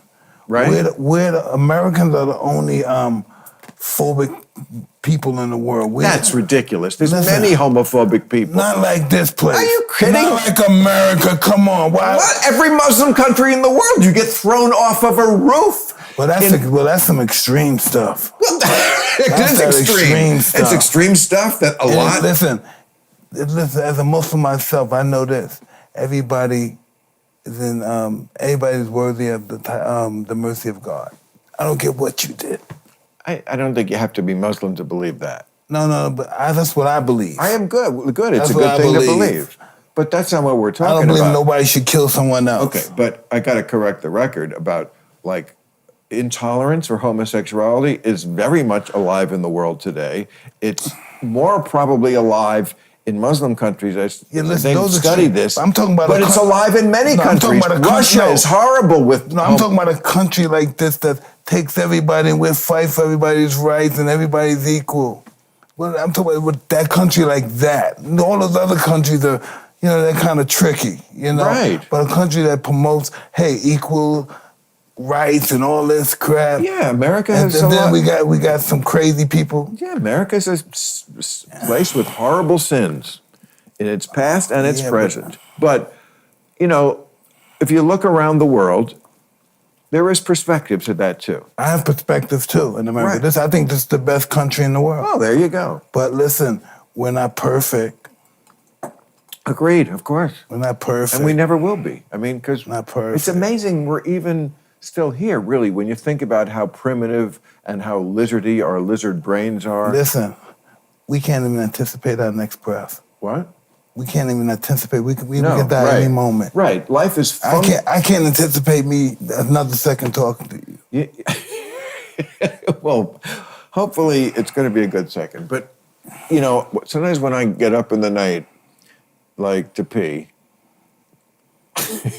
But no, I used to take something for that, man. But listen, I used to get up and pee every day. If it's only once in the middle of the night. Oh, no, I'm like 4 times. And long, too. It's long. That's probably because Buster Douglas hit you in the kidney 1,000,000 times. No, it's in the head. Well, whatever, but your body is taking a beating, which gets me back to the fight. Here's my thing about the fight. I worry about you. I don't want you to, you have a really good brain and you're doing great things with it.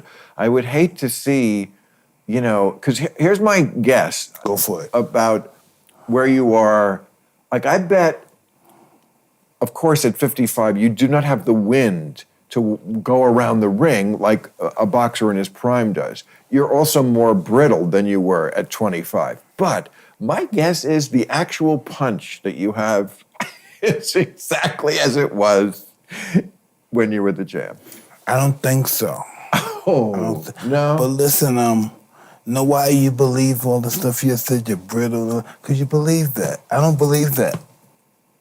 Not at 55, a little more than at 25? You don't think your body was a little more rubbery and... I have to live my life different in that perspective, but I don't think that I'm brittle and I'm a... No, not brittle. I'm a friggin' guy. No, this guy's 25 and I better bend down and suck on him. Okay, but like, you know what? I saw this movie with Stallone and Schwarzenegger that they made recently. I mean, they're both punching 70 in the mouth, right?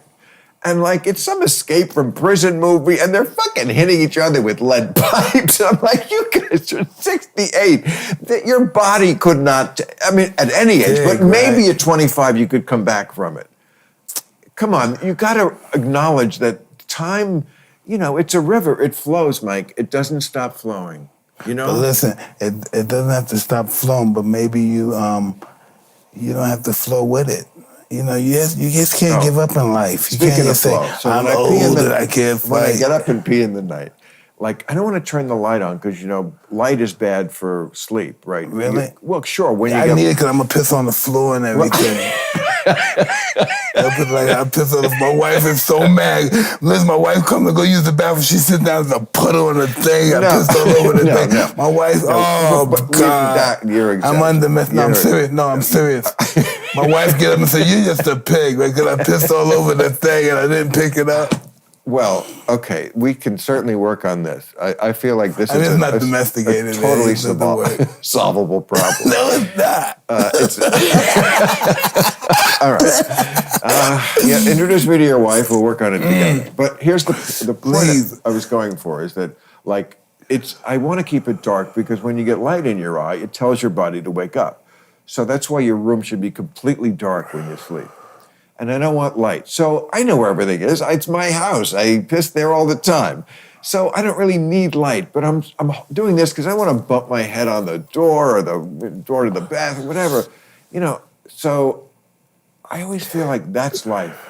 When you're moving forward, everything is in the dark. You can kind of see a little bit, and you're using your hands to protect yourself. See, I don't think I can't sleep sometime at night. My wife would leave me alone. I wasn't saying I'm jerking off. I used to be one of those guys, but listen, you know, come on, one of those, I just can't do it. I'm suddenly for my wife, say, hey, just leave me alone, okay? I gotta sleep. I go to bed at 8 o'clock and wake up at 2 in the morning, can't sleep. But you like being married. I love being married. Right, I know you do. And sincerely, that's great to see it when people, because so many people, when they're married, you know, you say, you know, what's it like? And they're like, well, you know, it's a lot of work. They go right to sort of the... It's no work. Right, really? That's no work. Your marriage is no work. No, I'm talking about from the fact just for caring about them. There's no work. Oh, God, she's giving me a hard time. That's fantastic. No, it's just, I like her to give me a hard time. Right. You know what I mean? Imagine, listen, that's what you have a wife for. Right. You know what I mean? Right. To make you, to remind you that you're a man. That's why I don't have a wife. Yeah, to remind you that you're a man. They do? Yeah. A lot of times they put your balls in their purse, though. I mean, so there's also that side of it, you know. I mean, listen, all the time they do. If you have that dependence on a woman like that, she got your balls.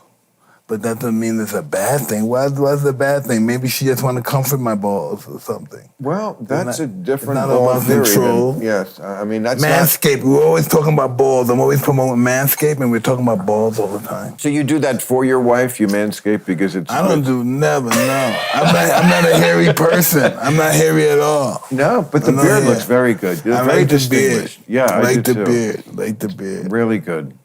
Good look. I don't know. I don't have no hair. I'm not a hairy guy at all. Right. Never were. Never had no hair. That's interesting. So, okay, so you like being married. Yeah. And you're a Muslim. Yeah. Is the whole family Muslim?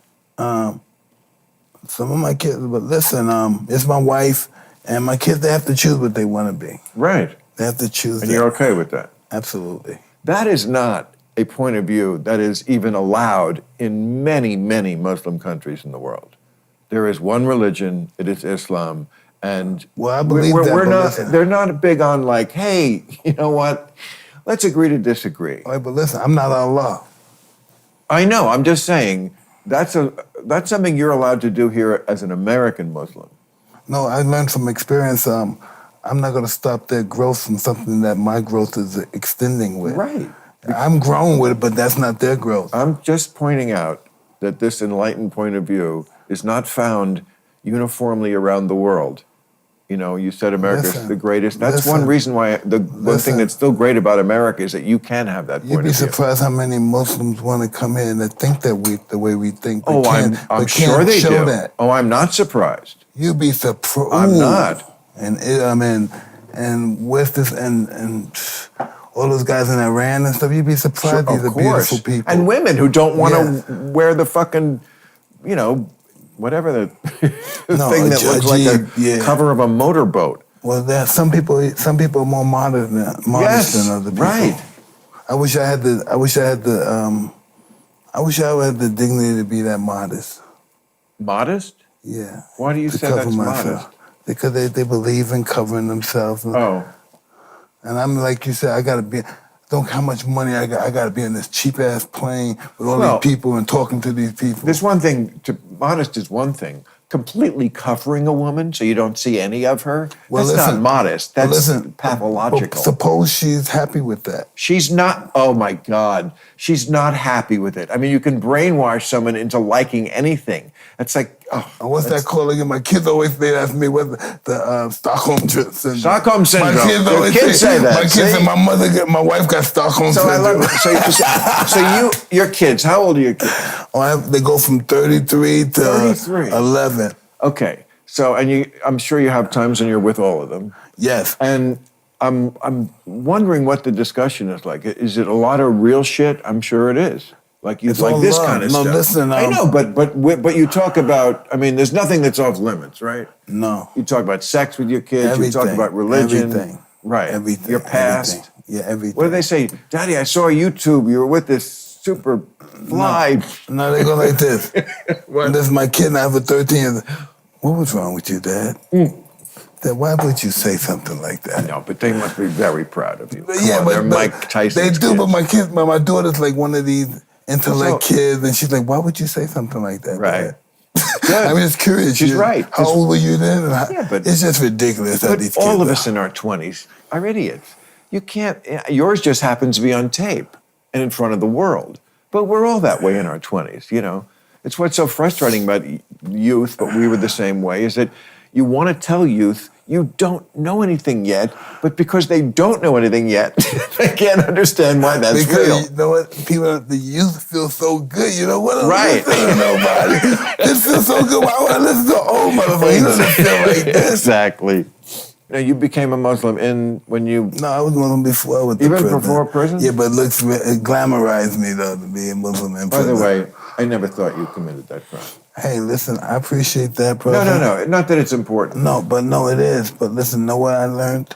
It was the best thing that happened for me. It was a great learning experience. But you know what? When back in the day, when this subject, because you're very famous, would come up in conversation and people would want to know my opinion, I'd always say, I don't think that was rape. I think what Mike did was had sex with someone consensually and then wasn't nice enough after. Well, no, but listen. And maybe you're guilty of that. Yeah, but know what? And then someone gets angry. I'm guilty because of things I've done and got away with before that was grimy. Right. And sure. That's what happened. And that was just a wake-up call. I mean... That's things that I did do with bad to women, disrespectful. That I got away with, that I never got complained with. And this was one that it showed that's up. Kind of karma. Yeah, it's karma. I believe in karma. Some of my friends say karma's bullshit. I don't believe in that either. I believe in karma. My friends say, say a little kid gets molested. Well, how's that karma? But I was telling you a million years ago why December 25th is not only Jesus' birthday, but the birthday of many gods in that Mediterranean world before Jesus. They grafted that December 25th onto his biography for a reason, because they were trying to sell a new product, and it was familiar to people. And it originated that way because the winter solstice is December 21st, right? This is 3 days after the winter solstice. So what are you saying about Jesus? That's what I want to hear your opinion about Jesus. That's pretty much what I'm trying to listen to. It's coming along, but it's coming along really intellectually. I'm just going to tell you why it's December 25th. It's interesting. It's 4 days after the winter solstice. Before there was science, on December 21st, it's the shortest day of the year. The days keep getting shorter. The people were like, oh my God, life is going to end. Every day gets shorter. December 25th is the first day they can notice that the days are getting longer again. So it turned into a celebration day. And that's why Jesus is on December 25th. What? Aren't you glad I finished that? Yeah, but wasn't Santa Claus the mushroom dude? Santa Claus, Jesus, it's all the same thing. Anyway, what is my opinion of Jesus? Yeah. Oh, well, he doesn't as a exist, philosopher, he did do some revolutionary things. The meek shall inherit the earth was really revolutionary. Of course, bullshit also, because they don't. But what do you define as the weak? The meek. That was his famous quote. What do you define as the meek, though? Well, the meek are, certainly not the ballers and movers and shakers and egomaniacs and the people who run the world. Not the Alexander the Greats. Alexander the Great wasn't meek. Well, how could he? You're not meek. Meek. Some meek people disguise their meek with masculinity. What do you mean? Some people who we say are meek, they see their circumstances, so they hide that with masculinity to accomplish their goals. Like, give me a specific example of that. Like, say I'm a weak guy, right? And I'm looking around, they're following this particular lifestyle. This guy has to be a gladiator. This guy has to be tough.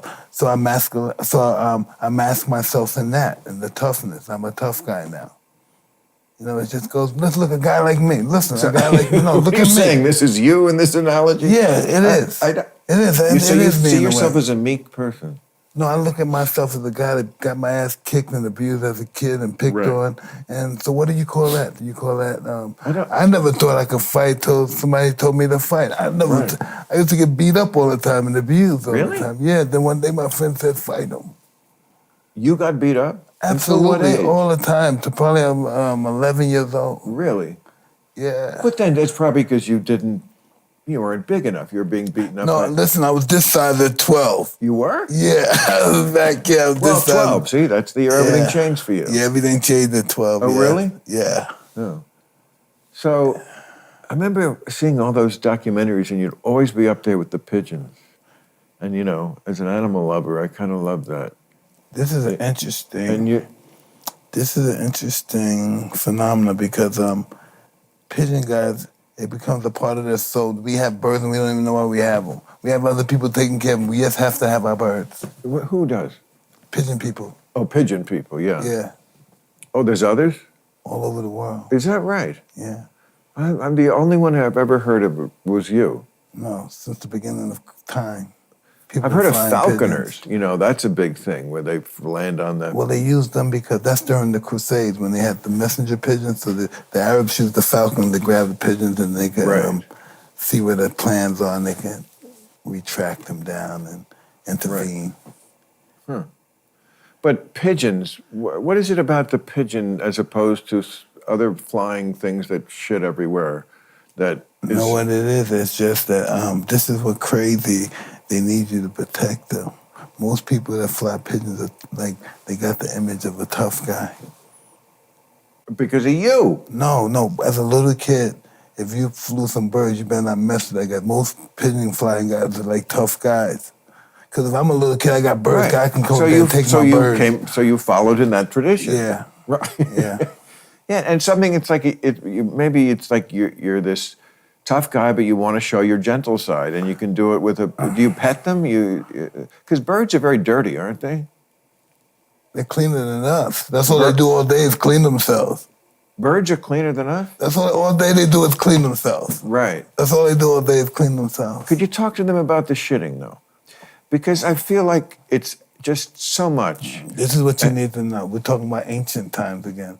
Ancient time, pigeon shit was the manure of the world. That's what I feel it is still the manure of the world. There's a lot of it. I think if pigeons shit on you is good luck. What People that fly pigeons can't wait. Their friends come up the first day, they get shitted on and be like, fuck, I'm up here for 10 years, I don't get shitted on. You get shit on your first day. But it is like they have permanent diarrhea. You know, I mean, it's I don't know.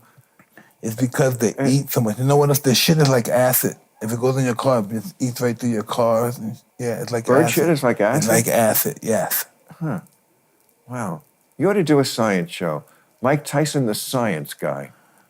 On birds, I know. No, and a lot of things, you know, do your history. But, okay, so the fight. So who is this guy?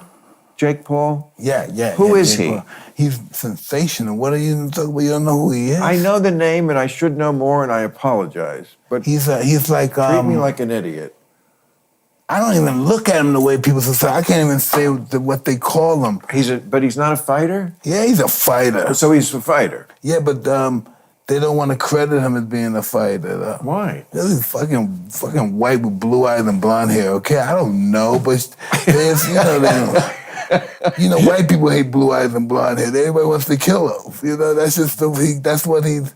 But he can fight. That's his thing. You know, everybody wants to kick his ass. Don't care. Every nationality wants to kick his ass. Kick this guy's ass? Yeah, everybody wants to kick his ass. Why? Because he's just he pisses everybody off. Because he's good looking and that too, but he's a great salesman. Oh.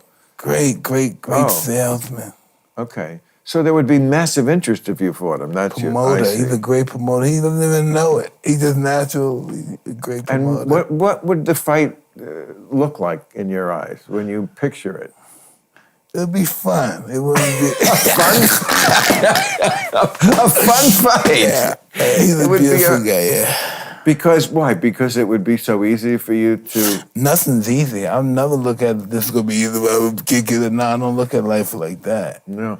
See, you know what else I worry about as I talk to you? And I used to see you quite often at our friend Jeff Green's parties. You know, and you were always in a good mood. You know, we were at a party. But you seem to have a calmness and a true happiness now.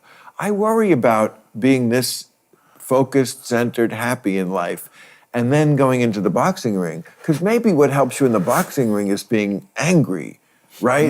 No. Like I said, that's a terrible theory. The projection that you are angry is the whole objective. It's all an act. Boxing's an act too. It's just physical. It's all psychological. How can I get under his skin? Maybe I should hit on his wife. Something like that. It's all psychological. And then after you do all that stuff, you piss them off, and it's over. Hey, I love you, brother. It's all good. It's all strategy before you even get in the ring. So it sounds like what you're saying is like, you know, I know in many sports, if you just compared the athletes on a strictly physical level, you can't really tell which one would be the real champion. I mean, there were many athletes who could jump as high as Michael Jordan and, you know, do some of the physical things, but he had a mental toughness.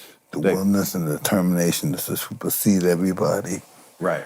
The willingness to sacrifice. You only do that by sacrifice. Only sacrifice can make you the best in the world. Nothing else. You have to sacrifice. Well, certainly in your game. Every game. Yes, but you don't want to go, I mean, you don't want to go into the ring flabby. You know, you have to be. You have to have an ego. Like I'm a heavyweight. I used to just watch the old fights. They were always ripped. I wanted to look like the old time fighters. Always ripped. You look like you're here to fight. You know, I never wanted to be the flabby guy. And you know, Muhammad Ali fought when he was flabby sometimes. I remember Howard Cosell. There's 3 rolls of fat now where there were once 2. But he's just so beautiful. He's the greatest. I know, but he got punched too much because he wasn't in shape.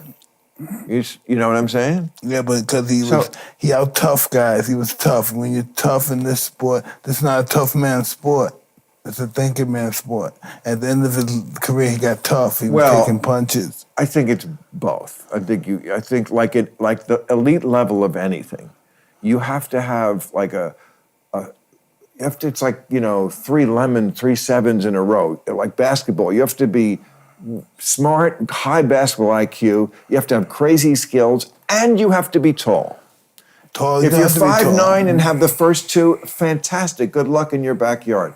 But to be, I think in your game, you have to be very tough, smart and skilled. You got to get all three. Check it out. I'm heavy. I'm 5'10". I crush the world to my feet. 5'10"? Yeah. Yeah, so that's perfect for a boxer. You don't want to be too tall, right? I agree. Like probably 5'11", 6 foot, perfect. Right. And then your uppercut It's perfect. puts their It's perfect. chin bone into their It's skull. just that you're short and it's harder to hit. A big target is easier to hit than So, just as a weekend warrior, I have a basketball thing here. I play every day. There's something about watching the ball go through your hoop. It's like the likes, It's like I get a like in my brain every time the ball goes in. It's like magic. How am I focusing this ball? How am I navigating this ball in that little hole? Right. How am I able to do something like that? That's almost impossible when you think about it. I had the same thought. Like if you had never seen anyone shoot a basketball and they were 20 feet away, you would think, oh, you'd get that 1 out of 1,000 times. Somebody could do it all day. All day. Larry Bird could do it all day. Lots of guys can do it all day. I think the record for number of free throws in a row is something like 1,400. Not in games, of course. Yeah. This is like somebody, but they still did it. But Chamberlain did 100 in one game. But 100 points. When you land a good punch, is that the same as when the ball goes through the hoop? It's just like I must feel good. The best punch in the world is when you don't feel it. You don't feel it? No, when you feel like you missed the guy and the guy's out dead, that's the best punch.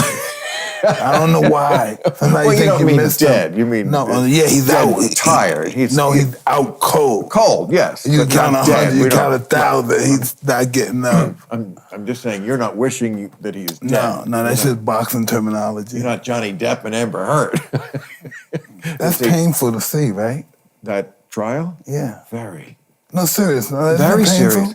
I was talking about it on my show last week, and I said it's literally the definition of a tragedy. Because a tragedy is when the tragic character has this tragic flaw. And because of the tragic flaw, it's inevitable that he's going to go to his doom. Exactly, but no, it doesn't. People are beating up on the girl, right? But I understand her too. Who knows what happens inside that relationship? But what do you understand about Amber? I understand that she's defending herself. Yeah. She's fighting for her life. Well, and psychologically, she thinks everybody's against her because she's not getting a good rep. She's not looking good in the press. No. Well, I mean, and there's also, we have to acknowledge the possibility that she could be flat out lying. People do lie. I mean, but like you said, it's tragic, right? Tragic, yes. To see love turn into that. Well, it's tragic because what love is, I guess, supposed to be. Must have known. He had one trial already in London, which he lost.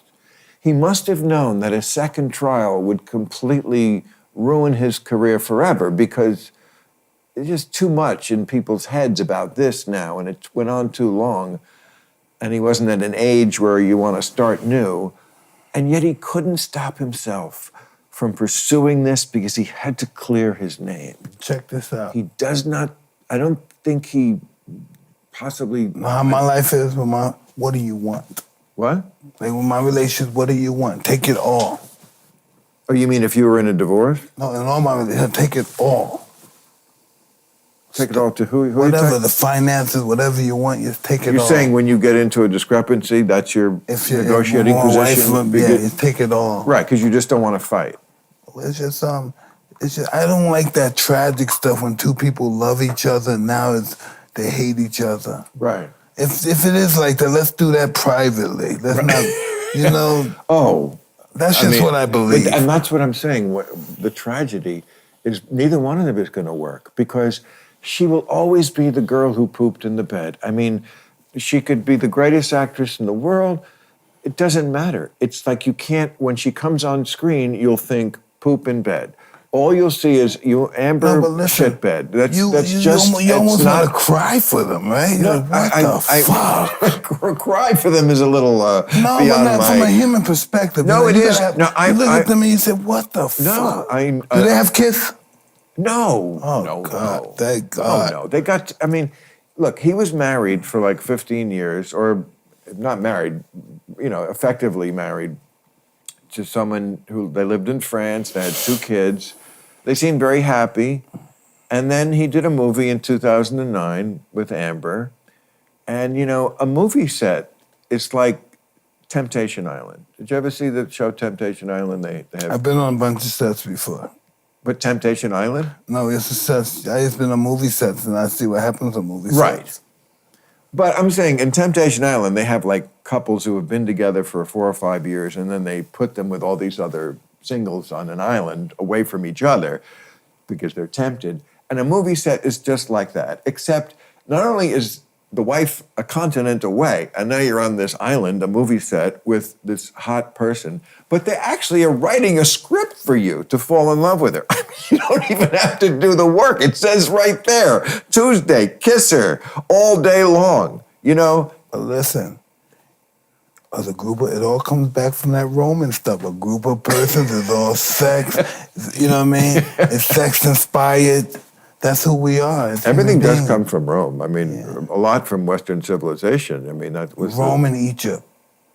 Egypt less so, but well, listen, count and find out how many pyramids are in this country.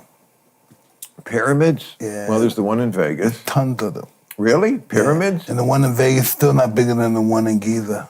I know, but the pyramid is not something that you'd have to be Egyptian to think of. I'm sure people all over the world thought, oh, look, pointy at the top and bigger at the bottom. That's not there's like... There's pyramids in Mexico. There's pyramids all over the world. That's what I'm saying. There's pyramids in Bosnia. Yes, because everyone thinks of a pointy thing with, bigger at the bottom. It's like a natural... I think it's something at the house of worship. Bullet bras. What? I don't know. I think they always think it comes down to a house of worship. What comes down to a house? Pyramids. Well, I mean, it certainly has been used in worship. The people do think there's something mystical. It's on the back of one of our... The dollars, right? Dollars, isn't it? Like, what's it doing on American money? You're right, it's everywhere. Because we believe our power system believes that's the way life should be. Roman and Egypt, we have a fixation with that. I mean... There is I think there's another Egyptian, you're right, Egyptian thing on the money.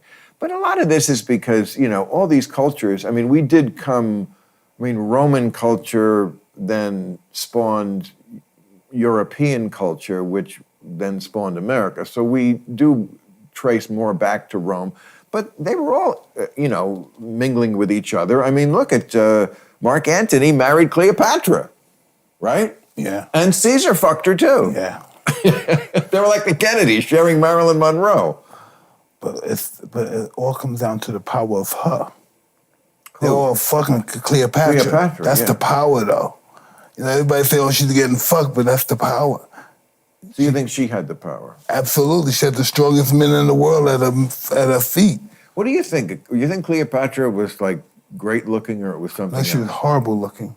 Cleopatra was horrible looking? She was a monster. How do you know this? How do you know what fucking Cleopatra was? Well, listen, she had a tomb. People looked at her through the thing. She had a bent nose. She was really unattractive. So what? She just gave the most amazing head? No, she was the most intelligent. Intelligent? Yeah. And you think when she came to Junior City, she was in a rug, and boom, guess what? Yeah.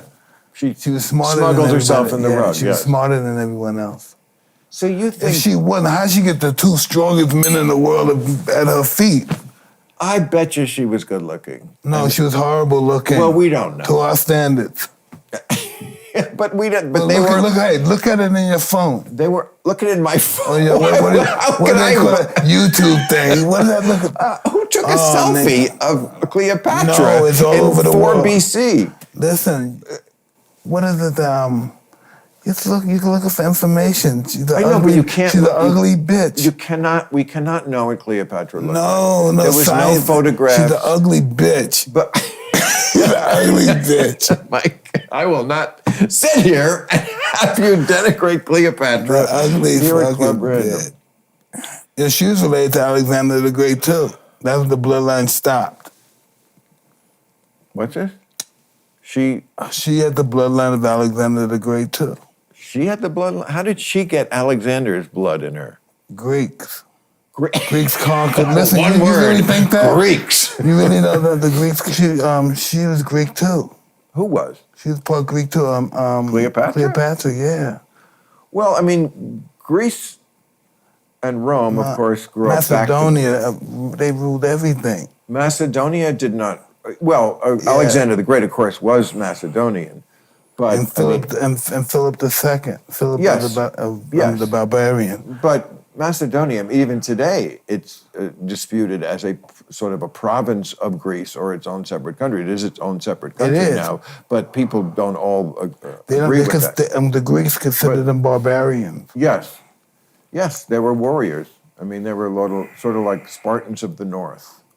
Look how many things are named after him. Alexander this, Alexander this. Yes. Yeah. No, I mean, he conquered the world, but he was dead by 33. 32, yeah. 32. You know. I think his men wanted to go back and they poisoned him. He didn't want to go back. He wanted to keep conquering and conquering. Yes. Because when he got to India and all the armies got together, his men would say, no, let's not do it. Right. And he wanted to cross the river. Yes. He kept walking down the river, but they kept following him. He That's wanted to your cross thing that river. about it's never enough. Yeah, That's what you were saying about conquerors. never enough. Never enough. So, listen, I got to go, but... Don't go, man. Come on, man. This is bullshit, man. Hang out, man. I know. I agree. But I know it seems like we're just sitting here, but they were actually taping it. That's the problem. Okay. That's why I'm like, Forgive me for my language. I just can't help you this shit forgive sometimes. you. Okay. I can't tell you how appreciative I am that you would think enough of me to do this, because you're the very hot property in media, and I just really thank you so much, Mike. When I see you, I think of good. I think of when we were over at Jeff's house. Yeah. We always having a good time. yeah. And that's all respect. Well, we can man. do it again, Yes, I do agree. right? Yes, I'm going to see Jeff next month anyway. Okay. I'm getting ready to move to Boca. You might? Yeah, my kids they playing tennis and golf. So I'm gonna move to Boca. We got the house and everything. So the house. Oh, and you everything. already did it. Yeah. Because Florida is attractive now. I mean, I go back and forth on Florida. Really? Yes, I literally took a virtual tour of homes in Miami. Sometimes you have to look reality stark in the face. And I was scared about, and still am, about the fires out here and other things, but mostly the fires. And I thought, maybe I should go someplace. And people said, well, Miami, they'll have hurricanes. And, You can't be in Miami. I'm like, I'd rather drown than burn. But not Miami. You got to be in Boca, Well, whatever West it Palm was. Beach, because you're going to And get there killed was in a Miami. sense of freedom there. I mean, especially during COVID, I liked it better in Florida, and I was not a COVID paranoid. I was in St. Boston, everybody was hugging and kissing each other. And Really? Yeah, hell yeah. If I didn't have COVID, then I'm never going to catch it. When I was in St. Boston, if I didn't catch it, I'm never going to catch COVID. If I didn't catch it, everybody hugging and kissing everybody. And Oh, I mean, the inconsistency of it was insane. But I thought about Miami, and then I realized, no, actually, at my age, by the time I felt like I was at home there, I would be dead.